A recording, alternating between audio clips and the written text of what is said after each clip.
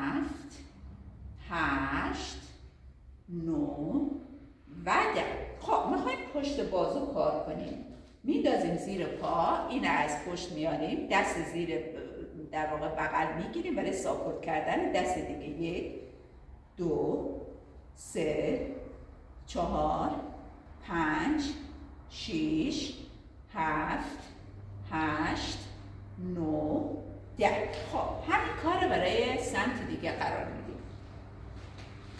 خب دست از پشت میاریم بالا، دست زیر بغل میذاریم. 1 2 3 4 5 6 7 8 9 و 10. هر کدام از این حرکات 3 دور انجام میدیم. مرسی، تانکیو، دست شما در نکنه. دوباره اینه میزنی الان